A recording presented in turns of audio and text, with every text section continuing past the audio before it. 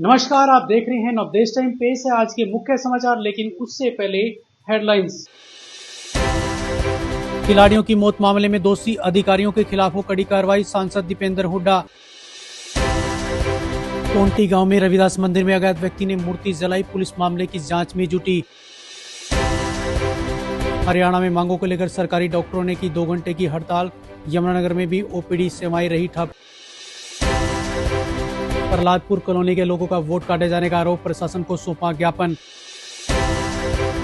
Doon public school Bubka में साप्ताहिक खेल प्रतियोगिता का हुआ शुभारंभ, बच्चों ने दिखाई प्रतिभा। अब खबरें विस्तार से।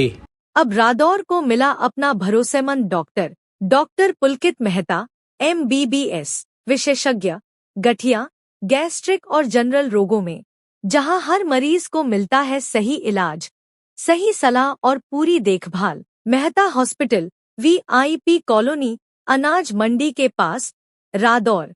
कांग्रेस नेता व रोहतक लोकसभा क्षेत्र से सांसद दीपेंद्र हुड्डा ने खिलाड़ियों की हालिया मौत के लिए सरकार को जिम्मेदार ठहराते हुए कहा कि पिछले 11 वर्षों से खेल बजट रोकने का खामियाजा खिलाड़ी भुगत रहे हैं। शाम करीब 5:30 बजे यमुनानगर जाते समय रादौर के शहीद उधम सिंह चौक पर कांग्रेस नेता उमेश बुबका के नेतृत्व में कार्यकर्ताओं ने उनका फूल माला डालकर जोरदार स्वागत किया।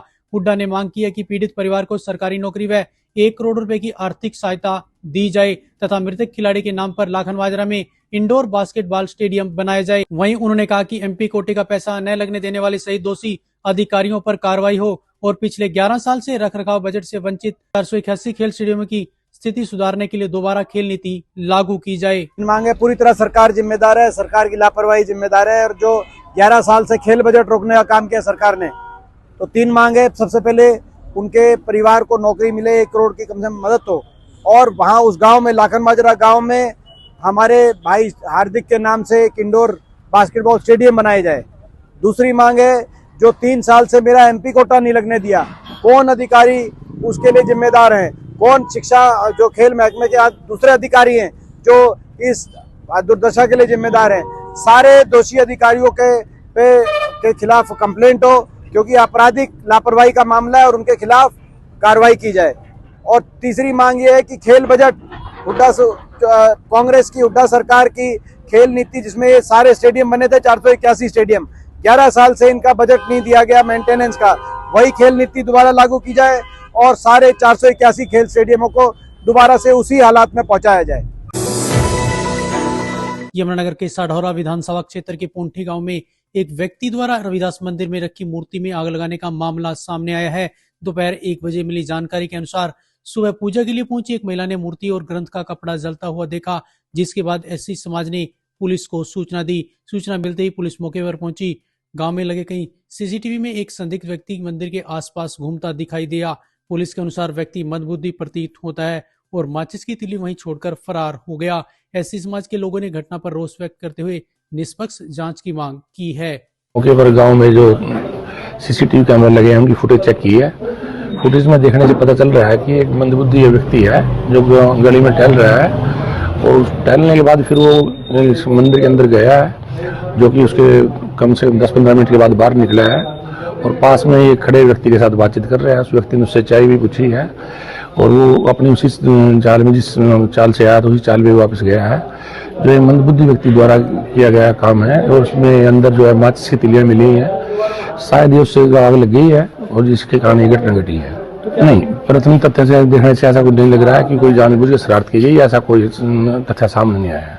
नहीं, अभी पहचान नहीं हो पाई है, टीमें लगाई गई है।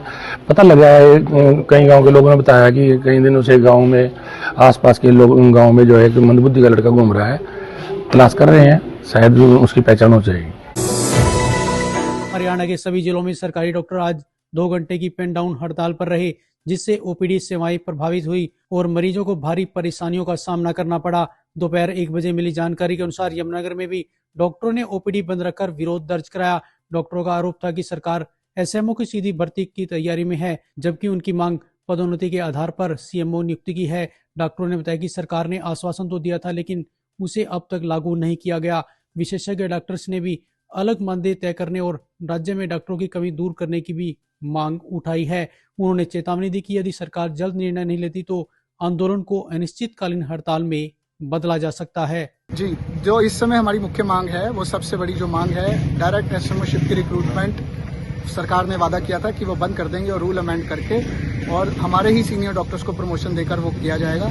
लेकिन फिर से हमारी जानकारी में आया है कि एक फाइल चली है जिसमें डायरेक्ट एसएमओशिप की रिक्रूटमेंट करने की सरकार की मंशा है, जिसका हम सख्त विरोध करते हैं। उत्तर प्रदेश में एसआईआर के तहत चल रही जांच का असर हरियाणा में भी देखने को मिल रहा है। इसी कड़ी में यमुनानगर की प्रहलादपुर कॉलोनी के करीब 50 लोगों ने आरोप लगाया कि उनके नाम नई वोटर लिस्ट से हटा दिए गए हैं। शाम 5 बजे मिली जानकारी के अनुसार प्रभावित लोगों ने बताया कि हाल ही में हुए निगम चुनाव में उन्होंने मतदान भी किया था, लेकिन अब जारी लिस्ट में उनके नाम गायब हैं। स्थानीय लोगों का कहना है कि उनके बच्चे उत्तर प्रदेश में शादीशुदा हैं, इसी वजह से उनसे वोटर लिस्ट की जानकारी मांगी गई थी, लेकिन जांच के दौरान पता चला कि खुद उनके नाम ही हरियाणा की लिस्ट से हटा दिए गए हैं। प्रभावित लोगों ने मांग किया कि मामले की निष्पक्ष जांच कर उनके वोट जल्द बहाल किए जाएं, ताकि उनके बच्चों के वोट बनने में कोई बाधा न आए। देखिए, ऐसा है, हमारे वार्ड के अंदर, जो हमारे बूथ के अंदर 2002 में जिन लोगों ने वोट की थी पीछे, अब जो नई वोटर लिस्ट अपडेट की गई है, उसमें से हमारे यहाँ माइनॉरिटीज जितने भी हैं, लगभग 30-40 के करीब माइनॉरिटीज हैं, इनकी वोट काट दी गई है। अब वो क्यों काटी गई है, कैसे काटी गई है, ये हमें समझ में नहीं आ रहा है। और इनके बच्चों से, जैसे इनके बच्चे कहीं ब्याए गए हैं, यूपी ब्याए गए हैं, तो वहां एसआईआर चल रहा है, उनको कहा गया कि अपने माता पिता की 2002 की वोटर लिस्ट लेके आइए। लेकिन जब इन्होंने अपडेटेड वोटर लिस्ट ऑनलाइन उठाई, जो गवर्नमेंट ने चढ़ाई है, उसमें इनके नाम कट चुके हैं, जबकि इन्होंने निगम में, विधानसभा में, सब में वोट किया है और वोटर कार्ड बने हुए हैं 94, 95, 96 के सबके। तो ये बड़ा जांच का विषय है कि दून पब्लिक स्कूल बूबका में साप्ताहिक खेल प्रतियोगिता की शुरुआत विद्यालय की प्रधानाचार्य रेखा काम्बोज ने हरी झंडी दिखाकर की। पहले दिन नर्सरी से केजी तक के बच्चों ने विभिन्न खेल प्रतियोगिताओं में उत्साहपूर्वक भाग लिया। शाम 5 बजे मिली जानकारी के अनुसार इस मौके पर प्रधानाचार्य रेखा काम्बोज ने कहा कि ऐसे कार्यक्रम बच्चों के सर्वांगीण विकास के लिए अत्यंत आवश्यक हैं। उन्होंने कहा कि प्रतियोगिताओं से न केवल बच्चों में आत्मविश्वास बढ़ता है, बल्कि उनमें टीम भावना, अनुशासन और खेल भावना भी विकसित होती है। उन्होंने कहा कि विद्यालय समय समय पर इस प्रकार की गतिविधियां आयोजित कराता रहेगा, ताकि बच्चे पढ़ाई के साथ साथ खेलों में भी उत्कृष्ट प्रदर्शन कर सके। तो ये थे आज के मुख्य समाचार। ताजा तरीन खबरों के लिए जुड़े रहें अपडेट्स टाइम के साथ। नमस्कार।